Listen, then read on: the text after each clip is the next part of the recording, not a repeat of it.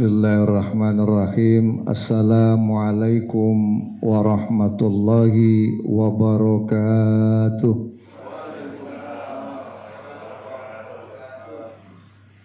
Bismillahirrahmanirrahim. Alhamdulillahilladzi hadana lidinihil qawim wa bayyana lana siratal mustaqim. Asyhadu an la ilaha illallah wahdahu la syarika lah wa asyhadu anna Muhammadan abduhu wa rasuluh la nabiyya ba'dah.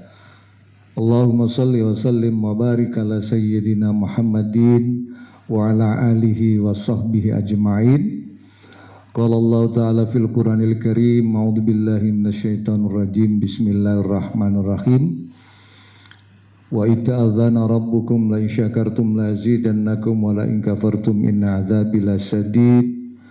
Wa aidan ya ayyuhalladzina amanu qu anfusakum wa ahlikum nara wa quduhan nas wal hijara ila akhiri ayah.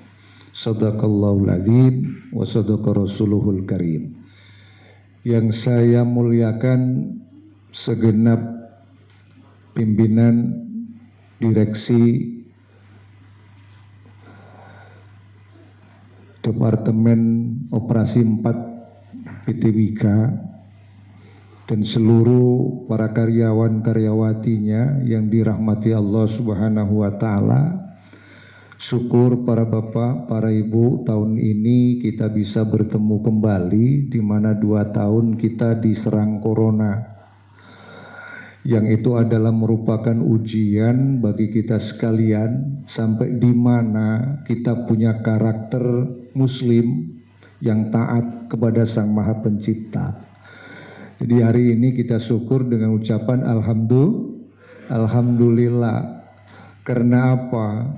Dari sekian banyak korban jenengan yang dipertahankan, ada apa? Dari sekian banyak yang beriman, yang alim, wal ulama standarnya justru dipanggil oleh Allah di masa corona. Sedangkan kita yang biasa-biasa saja sebagai manusia awam lah, kita dipertahankan oleh Allah. Ini yang perlu kita pikirkan bersama-sama dalam kajian ilmu di Wika ini, ya, untuk mengawali dan mengisi di bulan Ramadan 1443 Hijriyah.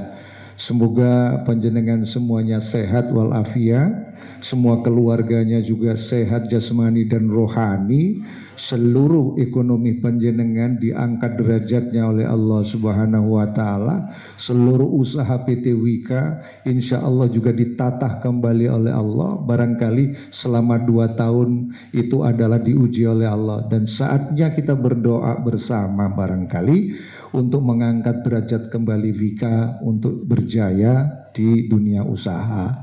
Mudah-mudahan lancar dan barokah fitini wa dunya hatta akhirah. Amin Allahumma amin. Para jamaah, ada hadis Nabi yang berbunyi likulli syai'in tariq wa tariqul jannatil ilmi. Likulli syai'in, setiap sesuatu itu adalah jalan. Setiap sesuatu itu adalah jalan, yaitu tariq wa tariqul jannah, dan jalan menuju surga, jalan menuju bahagia, jalan menuju nikmat itu adalah al-ilmu, yaitu ilmu. Apa yang tidak didasari dengan ilmu para jamaah sekalian? Semua kan didasari dengan ilmu.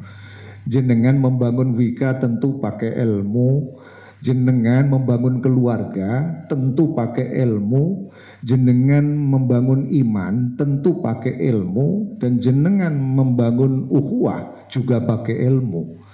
Kalau tidak ada itu, kita tidak akan mampu untuk menuju thoriqul jannah, yaitu jalan menuju kebahagiaan surga dunia dan akhirat.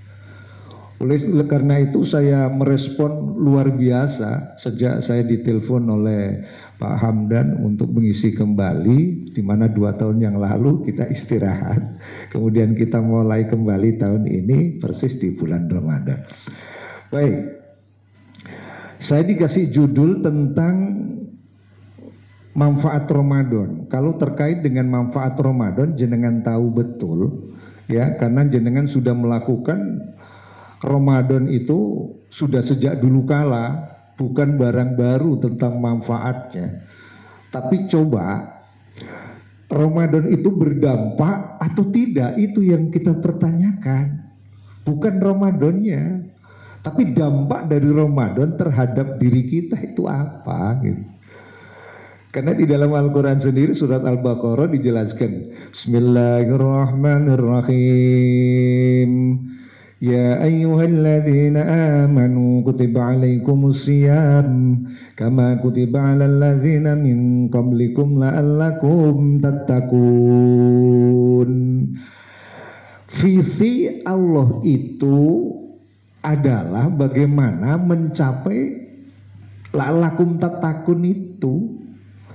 La'allakum tattaqun itu kan ini konteksnya puasa, yang termasuk menjalankan puasa.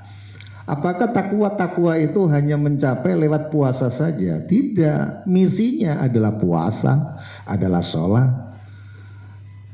Tapi sepanjang jenengan para jamaah melakukan puasa, sholat dan lain sebagainya, justru dalam survei terbaru, survei yang dilakukan oleh CH Global, yaitu terkait dengan kejujuran, dari 335 kota di dunia dari 40 negara, justru Indonesia yang mayoritas muslim itu mendapatkan ranking ke-33 dari 40 dunia. Ini kan musibah, Pak. Dari 40 negara, Indonesia masuk dalam ranking 33 dunia. Artinya 33 itu adalah negara yang tidak jujur. Sedangkan negara yang mayoritas bukan Islam itu menduduki ranking tertinggi seperti Swiss, Jepang, Belanda, Prancis, itu menduduki lebih bagus menjadi negara yang jujur. Nah, ada kaitan apa kejujuran dengan Ramadan, kejujuran dengan kehidupan kita bersama? Pak, risiko ketidakjujuran itu akan membuat sebuah risiko besar dalam bahtera rumah tangga, dalam kehidupan bernegara dan berbangsa. Indonesia memiliki nilai 33, itu nilainya hanya 18% kejujurannya. Sedangkan di Swiss, Jepang itu memiliki nilai adalah 80 hingga 90%. Bentuk tingkat kejujuran dalam survei itu apa? Yaitu melihat tingkat pengembalian barang yang milik orang lain bila tertinggal di tempat-tempat umum. Contohnya saja, jenengan bawa HP, jenengan bawa tas yang berisi perhiasan, kemudian jenengan bawa dompet, jenengan bawa apapun ya yang sekiranya mudah dibawa dan tertinggal di tempat umum. Itu ternyata tingkat pengembalian barang di Jepang dan di Swiss itu ada 80% kembali. Sedangkan Indonesia hanya memiliki nilai 18%. Berarti ketidakjujurannya berapa, Pak? Berapa? 82, Pak. 82% tidak jujur. Jujurnya hanya 18%.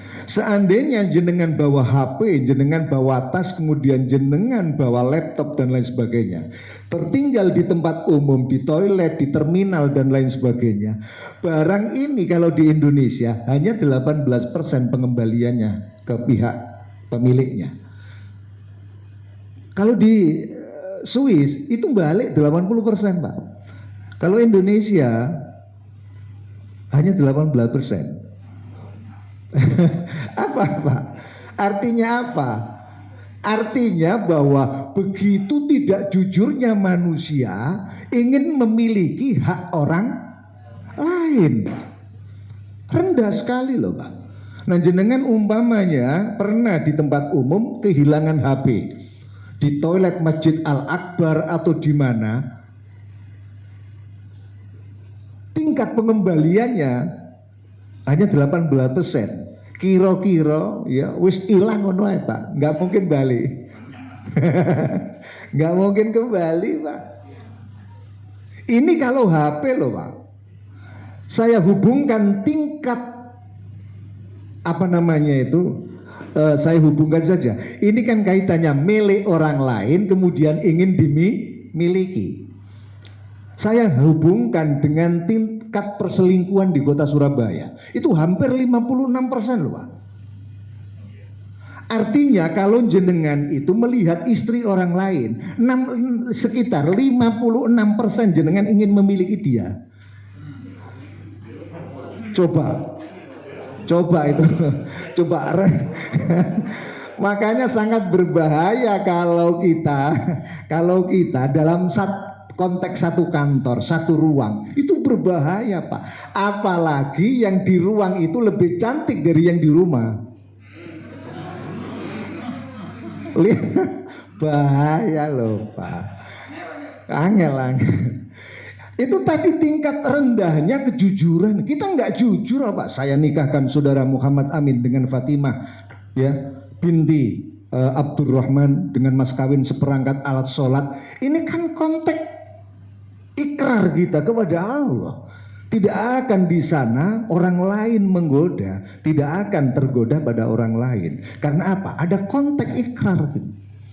Itu kejujuran Pak. Kalau jenengan goyah ikrarnya dengan ikrarnya, konteks saya nikahkan saudara tadi itu nggak akan ada dalam otak dan pikiran kita, dalam benak kita. Hilang itu Pak. Ini ketidakjujuran kita.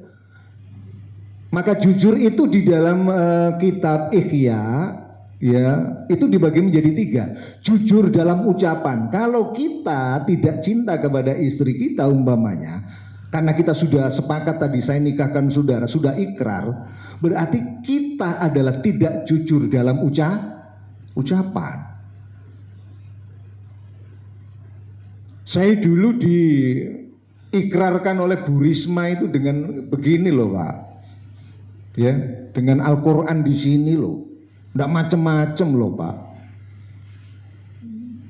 Ikrar di kepala itu. Ya. Itu pun bagaimana cara kita kerja dengan sebaik-baiknya. Kalau kita tidak jujur dengan ikrar itu, berarti kita tidak jujur dalam ucapan. 1.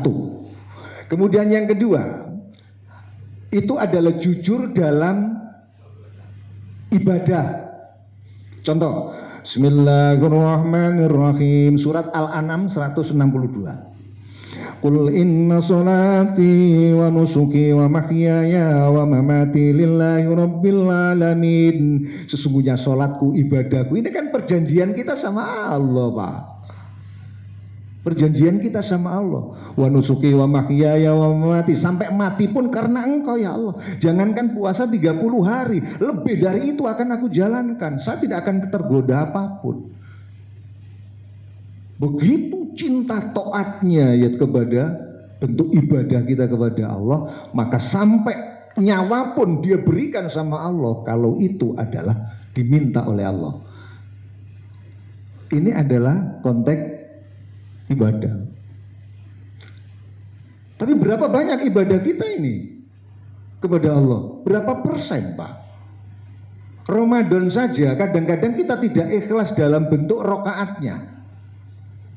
Contohnya saja, NU 23 rakaat. Sekarang ada NU yang model Muhammadiyah. NU masjidnya, tradisi sholatnya, tapi pada saat Ramadan tidak mau minta 23 tapi minta 8 atau 11 rakaat. 11 rakaat pun masih ditawar oleh jamaahnya. Pak, jangan panjang-panjang. 8 itu loh Pak, jangan panjang-panjang Pak. Padahal di Mekah nggak ono urusan, itu adalah urusan imam. Imam mau panjang mau pendek, yang namanya hati mesti ikhlas, ngikut aja. Tapi kita di Indonesia ini nggak jujur terhadap ibadahnya. Lu ngono minta 8 tapi minta yang cepat. Saya melihat Ramadan sampai akhir dulu sampai sekarang tradisinya sama. 10 pertama, 10 kedua masih banyak. Tapi 10 yang terakhir kosong Pak. Enggak jujur itu Pak. Saya jujur ya Allah kepada inna salati wa nusuki wa mahyaya wa mamati lillahi rabbil alamin. Manfaat Ramadan menjadi konteks topik pada hari ini. Kalau sudah ingat Ramadan, seluruh kegiatannya maksudnya begitu Pak. Aku tundukkan kepada Allah dengan paket 30 hari Ramadan, dengan paket 30 hari puasa, dengan paket 30 hari taraweh, dengan 30 juz lunas tuntas. Ini paket. Karena apa? Orang yang berbicara dengan Ramadan itu tidak ada bulan-bulan selain daripada Ramadan. Mulai Muharram, Rabiul Awal, Rabiul Akhir, Safar, Jumadil Awal, Jumadil Akhir, sampai Ramadan. Dan nanti setelah Ramadan, yang terhebat itu Ramadan Pak. Itu paket lengkap. Kalau jenengan ke restoran itu ada paket 1, paket 2, paket 3. Paket lengkap itu Ramadan Pak. Kalau jenengan bisa selesaikan paket itu, kata Allah begini, kamu minta apa gitu?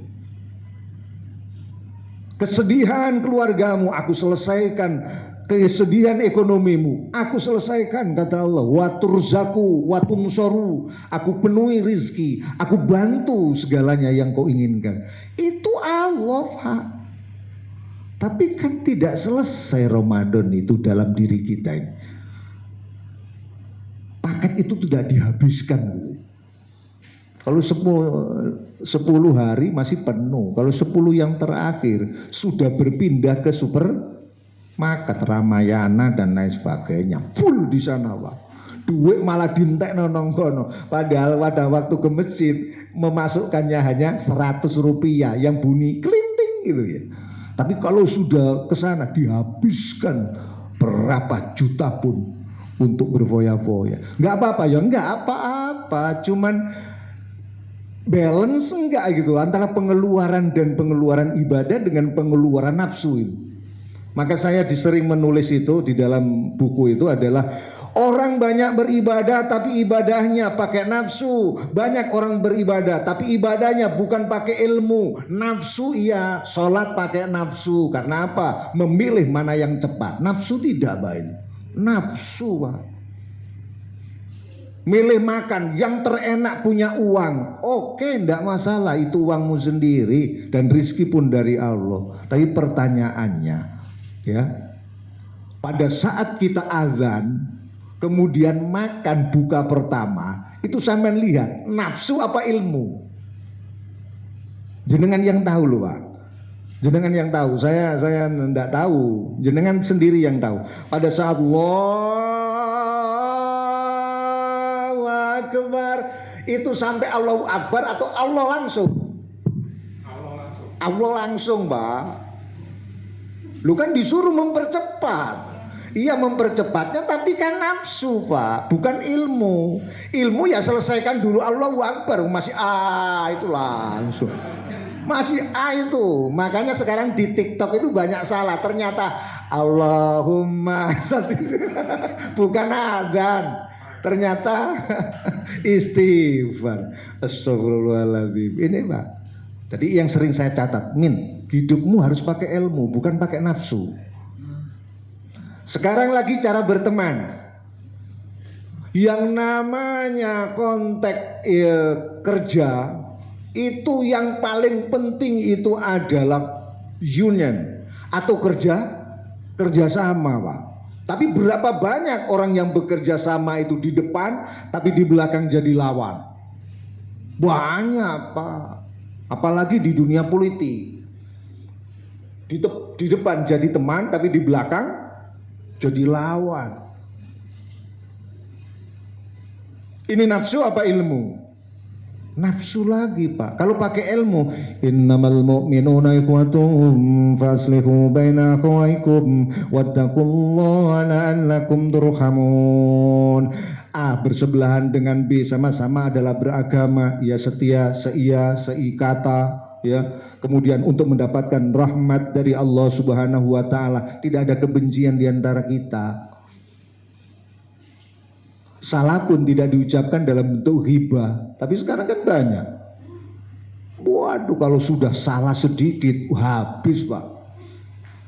Orang itu kalau bicara yang isinya banyak, 90% adalah ghibah. Hati-hati, Pak.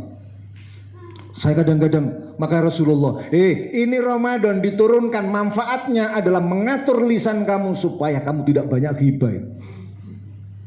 Sampai kadang-kadang diturunkan wabah selama 2 tahun itu, pelajaran yang paling hebat, di mana pemerintah menganjurkan untuk pakai masker. Supaya apa? Masker menutup mulut supaya tidak banyak kau ucapkan untuk menghibah.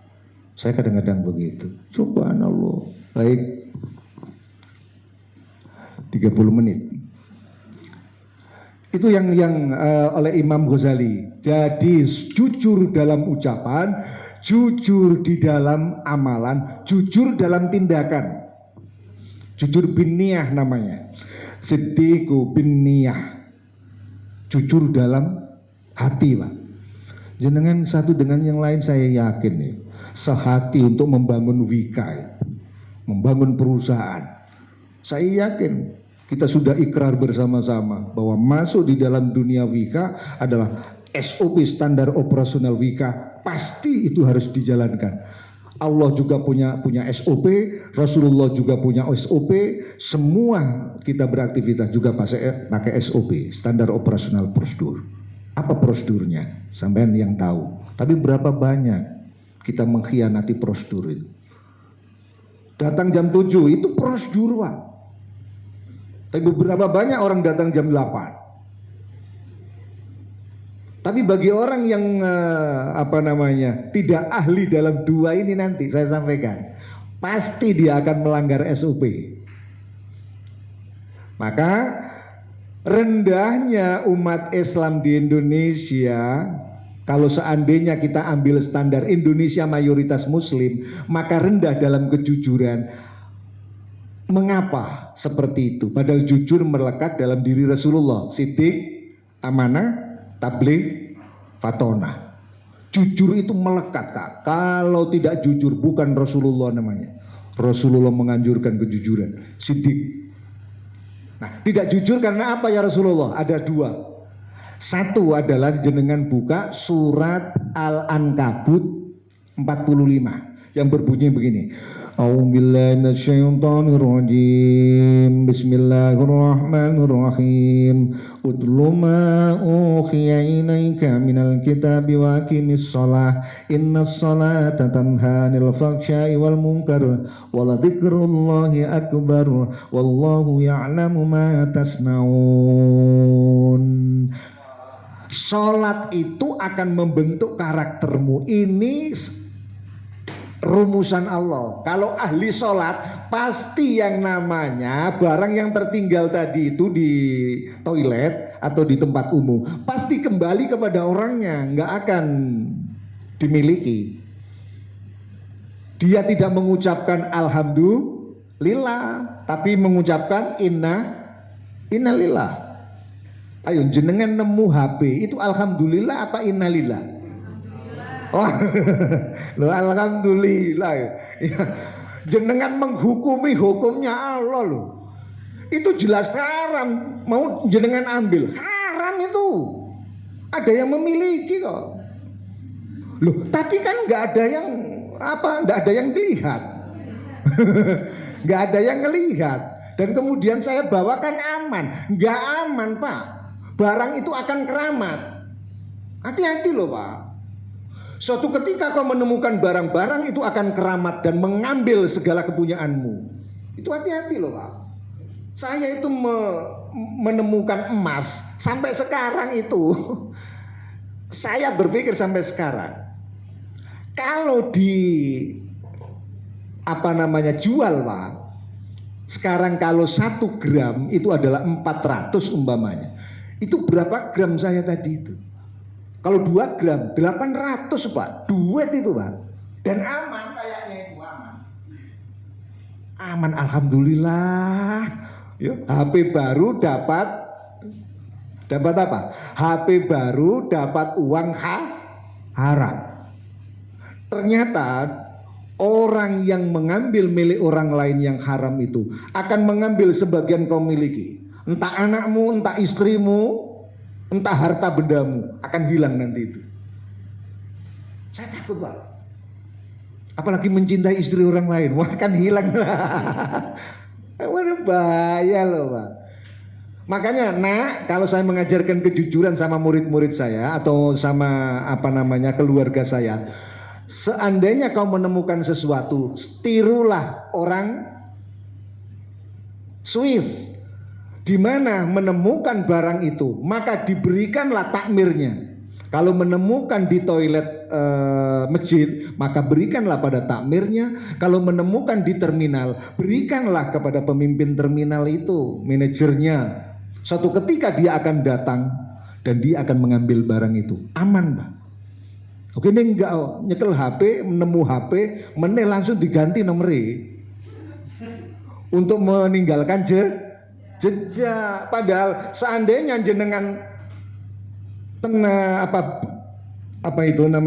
jenengan letakkan saja, suatu ketika pasti ada yang menelpon loh Pak, gitu. Jenengan HP jenengan hilang dengan mindset bahwa Indonesia 80% umpamanya kejujurannya, jenengan nggak bakalan punya kekhawatiran barang itu tertinggal itu. Suatu ketika jenengan telepon, barang itu masih nyaut. Halo, assalamualaikum, waalaikumsalam. Bapak, barang ini barang saya. Oh iya Pak, diketemukan orang lain, kemudian diserahkan sama saya. Silakan ambil di kantor. Selesai Pak. Kalau di sini enggak, buru-buru dicopot, buru-buru dibuka, diganti nomor, akhirnya tidak bisa dihubungi lagi kan Pak. Tidak bisa dihubungi lagi. Saat itulah terputus bahwa dia punya otak-otak kriminal mengambil milik orang lain. Ini kejujuran Pak, luar biasa. Maka saya mengajarkan anak-anak saya, kalau apapun, kamu menemukan apapun, serahkan kepada mereka. Nah ini nanti kita berdiskusi, bagaimana Pak Kumbang tidak menemukan orangnya dan lain sebagainya. Ada dalam fuqaha, ilmu fikih, barang ini harus kemana. Itu harus, jadi bukan dimiliki. Alhamdulillah, ya Allah nemu HP Oppo terbaru. Waduh, luar biasa, bangga di atas penderitaan orang lain. Padahal itu ya Allah, seandainya jenengan ketemukan kemudian diberikan kepada mereka dompet yang berisi uang, itu di Swiss dengan berbeda di Indonesia. Di Indonesia bisa dikembalikan tapi uangnya hilang. Tapi kalau di sana 80% Pak, penelitian survei itu barang kembali dengan uangnya Pak. Luar biasa loh Pak.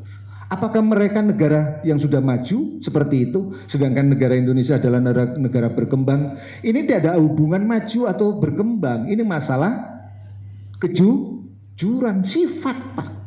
Kalau sifat itu selalu melekat, suatu ketika kejujuran itu sendiri akan ada di pihak kita.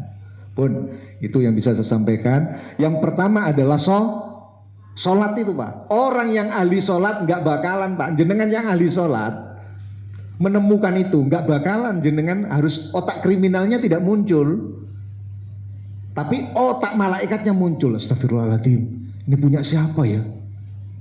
Wah, mau tidak mau prosedurnya harus diantarkan kepada pemiliknya. Pak, saya menemukan ini, tolong barangkali nanti ada pihak pemilik yang mengambil, silakan diberikan. Baik Pak,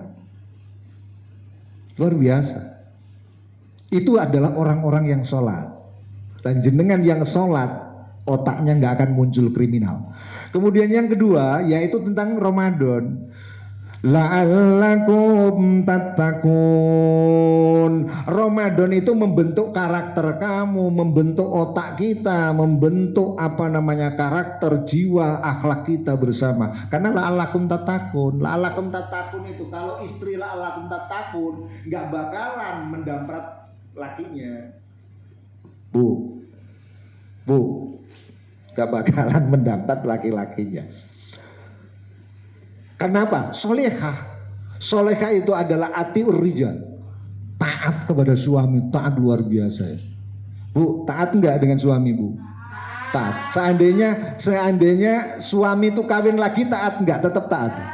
Wah, gak taat.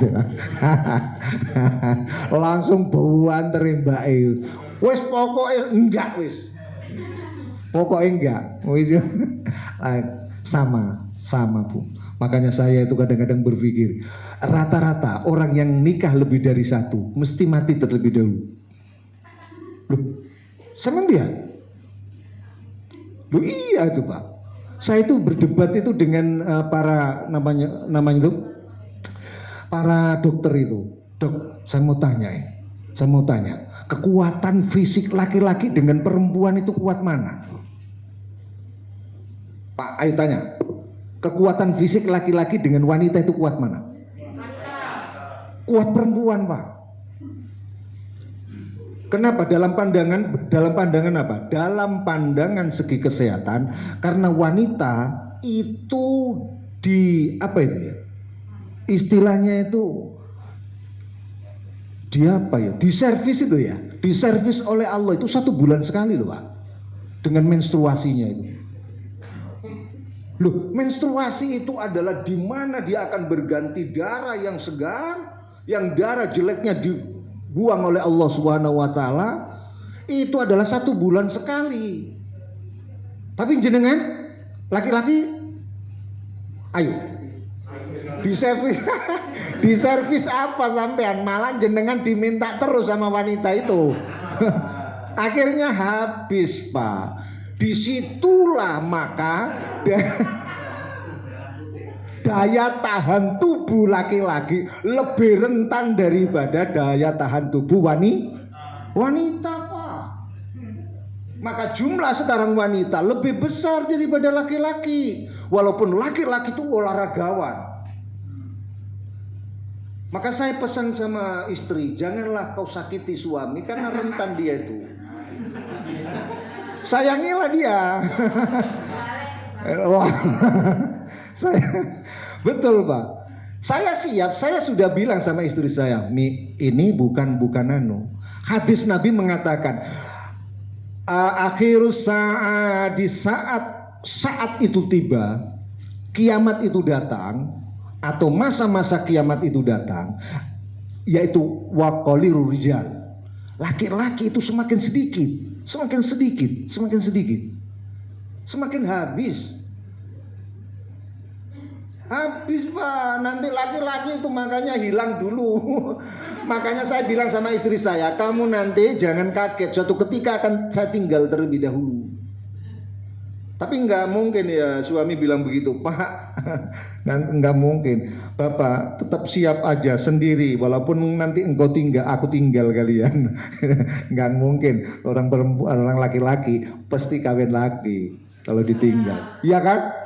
Oh iya. Kalau wanita ditinggal suami, ia akan berpikir 5 kali, 1000 kali karena ada anak di situ. Tapi kalau bapak ditinggal istri, nggak pikir anak. Sama aja gitu ya, sama aja gitu ya. Ya, baik, nanti kalau jenengan bisa sharing dengan dokter, dengan statistika penduduk di Indonesia. Pak, berapa jumlah wanita dan berapa jumlah laki-laki? Kasus apa yang terjadi Pak? Karena memang tingkat kekuatan Itu rendah Pak laki-laki. Lho kapan siji ae rendah apa meneh duwe loro entek tambahan Pak. Entek wis ta. Entek donyane ya entek awake. Wis remuk-remuk wis ta. Siji ae gak ngatasi ya Cak, ayo. Siji ae gak ngatasi, masalah. Siji ae berpikir macem-macem kok. Soalnya apa? Wanita itu luar biasa Pak. Kalau laki-laki disentak wanita, setengah nyawanya hilang. Loh iya, tapi kalau perempuan disentak laki-laki, nyawanya bertambah 1. Wanita apa? Meneng kau. Meneng Pak. Masih sing lanang kau wedhe ngono disentak ngono setengah nyawa. Koplak. Nabi Adam aja koplau. Nabi Adam itu tidak ada daya kok dengan Siti Hawa. Akhirnya makan buah kuldi bersama-sama. Itulah Pak, wanita itu masih cilik, lok nombok ngene Pak. Langsung temenan. Makanya aku gak wani kawin loro siji aku dengenekno entek. Ya Allah, Allahumma Muhammad. Pun itu yang saya sampaikan. 2 saja sekarang itu kuncinya. 1, sholat saya bagus, saya akan bisa membackup keluarga saya dengan baik. Hidup saya jadi la'allakum tattaqun. Kemudian yang kedua adalah saat puasa dalam 1 tahun sekali tidak saya sia-siakan. Mudah-mudahan ini bisa kita jalankan bersama-sama. Baik, 15 menit Bapak Ibu. Kita akan berdialog mengenai wonten yang ditanyakan terkait dengan apapun, boleh, monggo silakan Ibu, monggo. Monggo.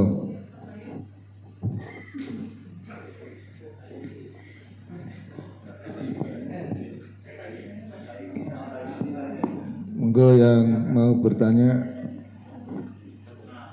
Tes. Oke. Terima kasih Pak Ustadz. Kalau dari saya tadi di awal cerita masalah kejujuran terutama di negara kita yang notabene banyak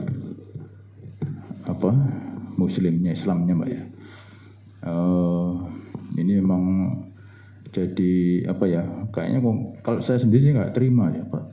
Itu surveinya Pak di mana itu ya? Insya Allah kok di Wika mungkin enggak Pak. Tepuk tangan untuk Wika, tepuk tangan. Ya bagus. Jadi gini Pak Ustadz, kaitan dengan bisnis kami ya di Wijaya Karya itu memang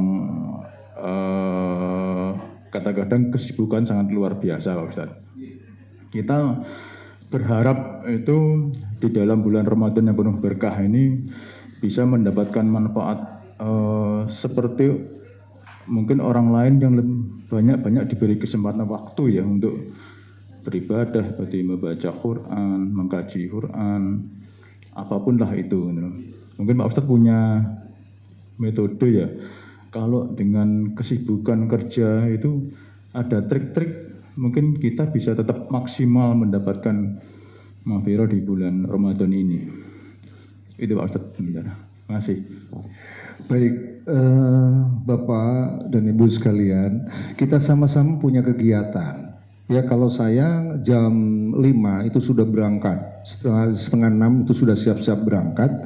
Kemudian di tempat kerja itu kan ada hal-hal atau ruang, di mana ruang itu adalah saya pakai untuk merapat.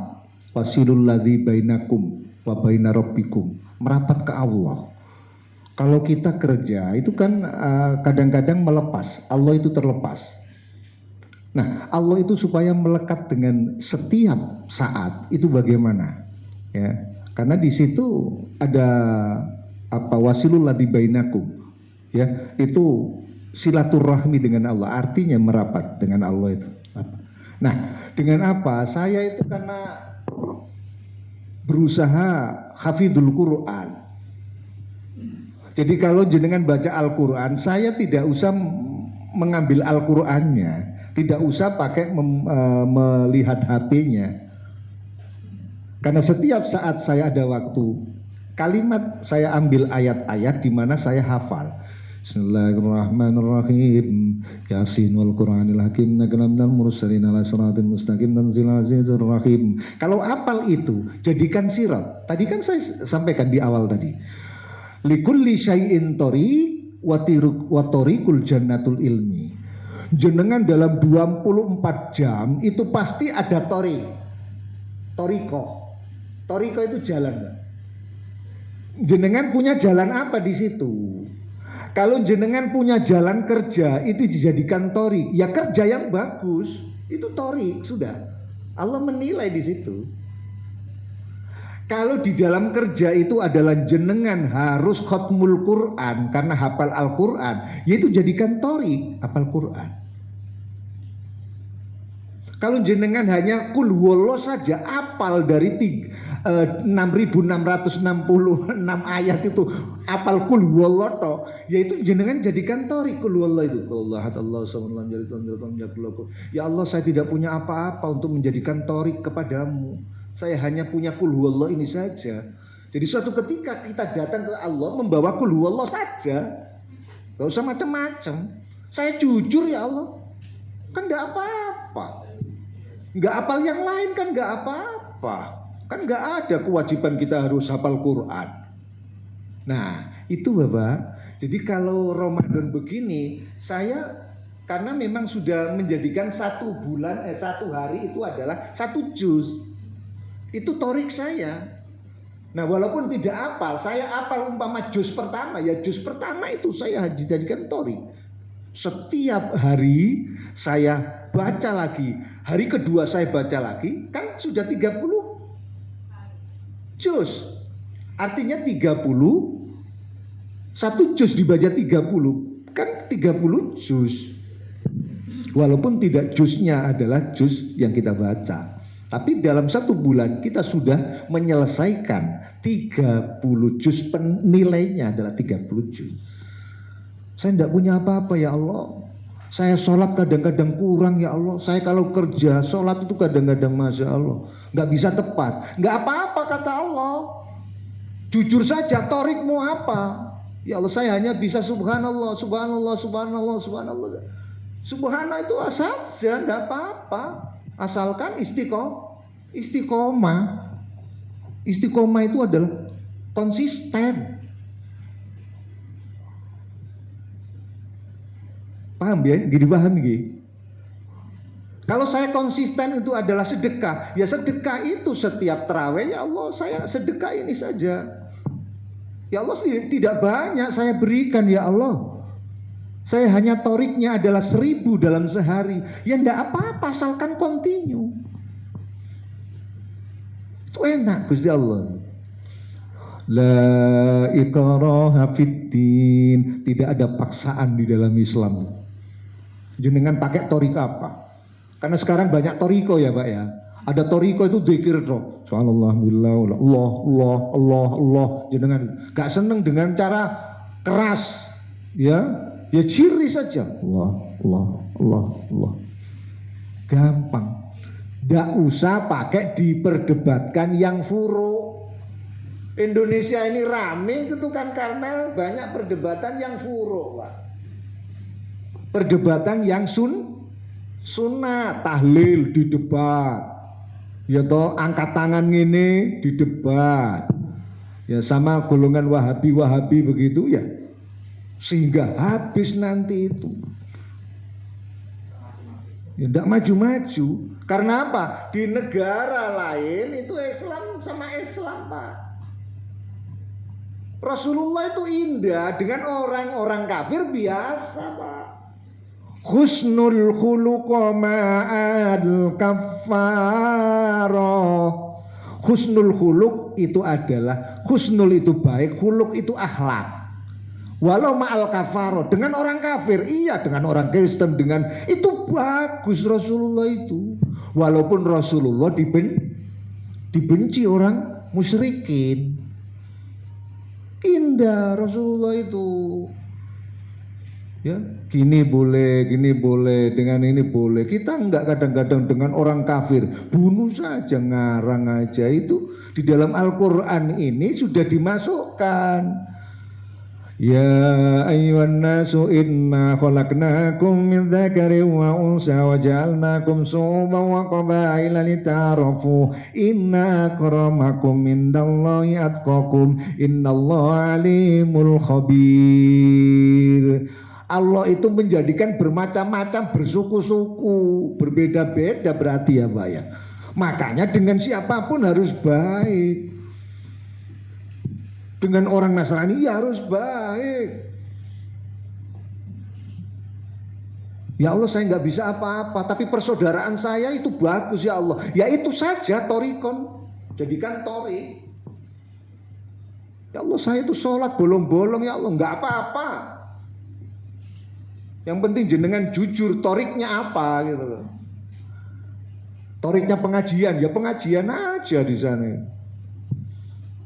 Pokoknya ojo torik mangan. Torik saya itu makan ya Allah. Mangan toy. Bukan, karena makan dan minum itu dibatasi oleh Rasulullah dalam Al-Quran.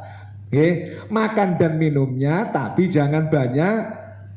Kul wasrob wala takzan, jangan berlebihan. Kalau buka ya jangan berlebihan.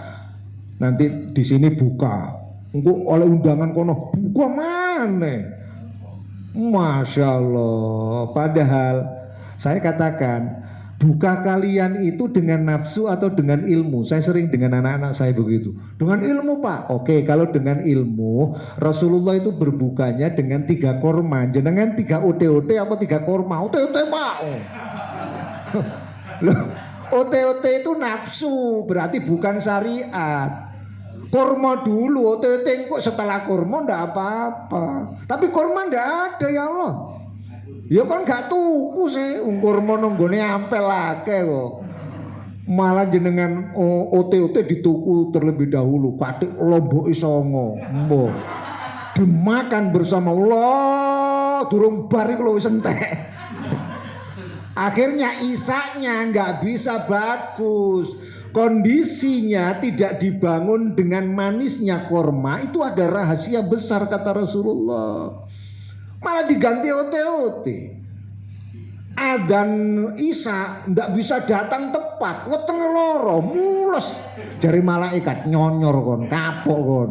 Undi kon kurma ya ote-ote songo sak lomboke. Ya itu. Itulah Pak. Nggih.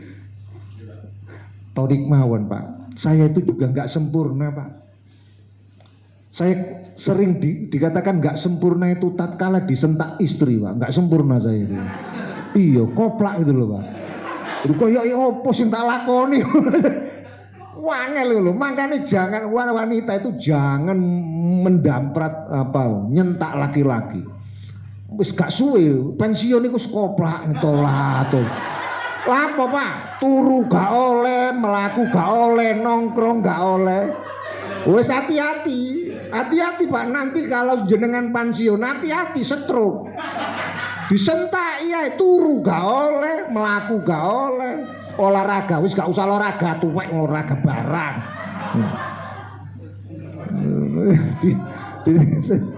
Diseneni tok ae mangkane. Kapan awet enom temenan.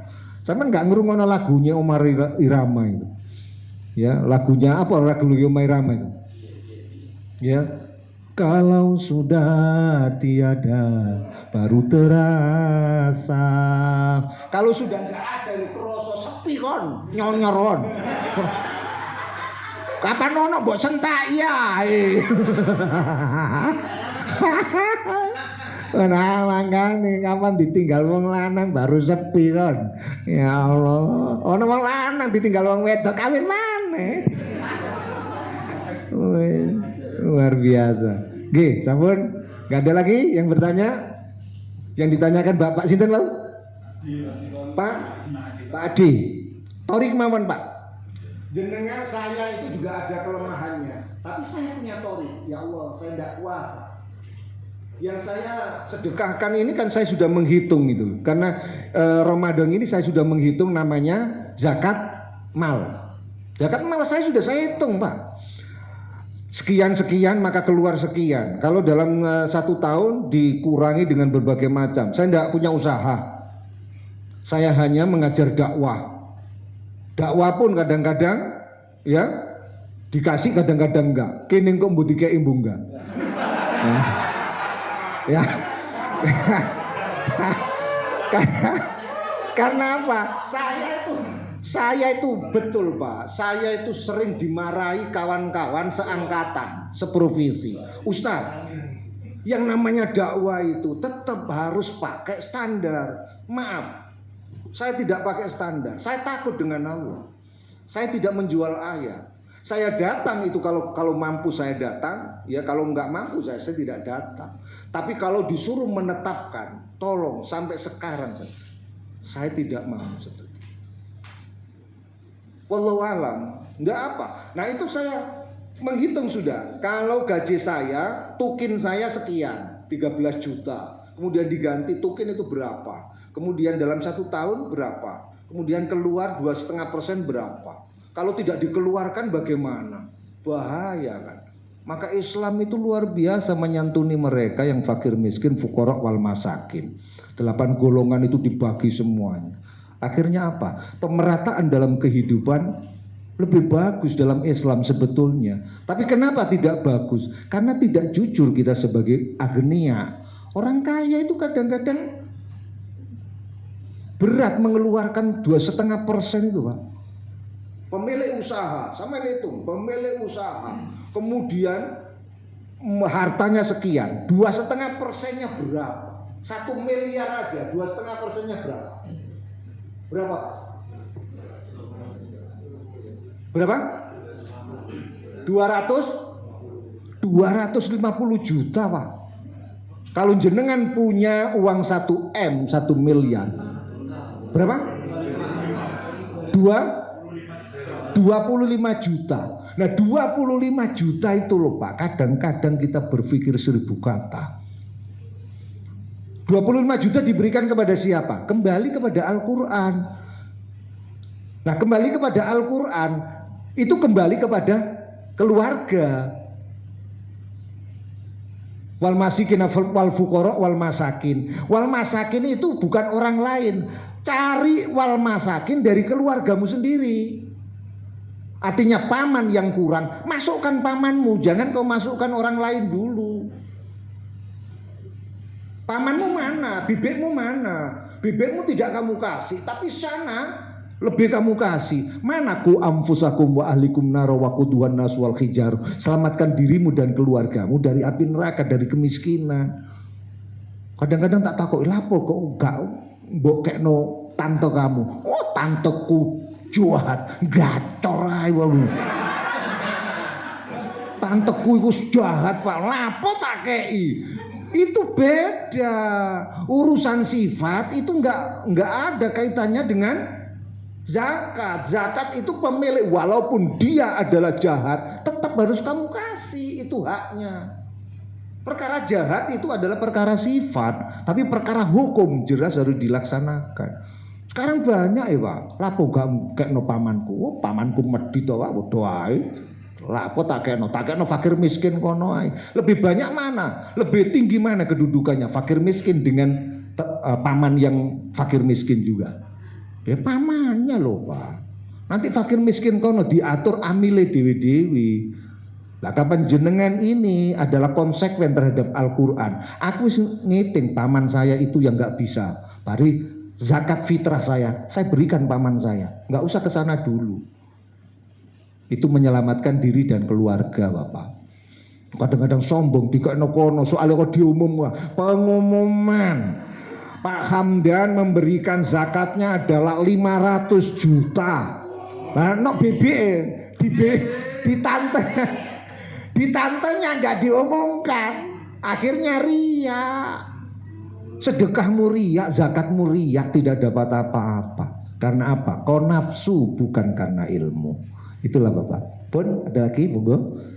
Karena ini adalah jadwal saya dikasihkan Pak Hamdan 1 kali, yang berarti ini adalah pertama dan yang terakhir. Mudah-mudahan menjadi berkah buat Bapak Ibu sekalian. Mari kita tutup dengan doa bi barakatil Fatihah. Shallalladzina an'amta 'alaihim wal maghdubi 'alaihim waladdallin. Amin. A'udzubillahi minasyaitonir rajim. Bismillahirrahmanirrahim. Allahumma shalli wa sallim ala sayyidina Muhammad sayyidil awwalina wa akhirin walhamdulillahirabbil alamin. Ya Allah ya Rahman, ya Allah ya Rahim. Kami bersyukur ya Allah atas segala nikmat yang Kau berikan kepada kami. Kau berikan pada keluarga PT Wika Departemen Operasi 4. Ya Allah, hanya kepadamu lah kami bersujud dan mohon pertolongan. Tolonglah kami, ini adalah bulan yang penuh berkah. Maka berkahi kami, umur kami, rizki kami, dan keluarga kami. Dan berikanlah nur cahaya iman dan takwa, agar kami mampu ya Allah menjalankan Ramadan ini dengan baik hingga akhir nanti. Jika masih ada salah ya Allah, tolong tuntunlah kami. Jika kami lemah tapi kami punya sirot, kami punya tujuan, kami punya ilmu andalan atau amalan andalan, maka terimalah amalan kami ya Allah, dan terimalah segala amal ibadah kami. Dan ampuni ya Allah dosa-dosa kami. Allahumma dinas suratul mustaqim. Tunjukkanlah kami ke jalan yang benar ya Allah. Jadikanlah keluarga kami sakinah, mawaddah, warahmah. Allahumma aftah alaina abwaabas siha wassalama. Bukalah pintu kesehatan ya Allah dengan Ramadan. Allahumma aftah alaina abwaaba rizqil barokah. Bukalah ya Allah pintu yang rizki yang barokah, pintu rizki yang halalan barokah, karena Ramadan yang kami jalankan. Rabbana atina fid dunya hasanah wa fil akhirati hasanah wa qina adzabannar. Subhana rabbika rabbil izzati amma yasifun wa salamun alal mursalin walhamdulillahi rabbil alamin. Matur nuwun atas segala perhatian, mohon maaf jika ada kekurangannya. Billahi taufiq wal hidayah wa ridha. Assalamualaikum warahmatullahi wabarakatuh.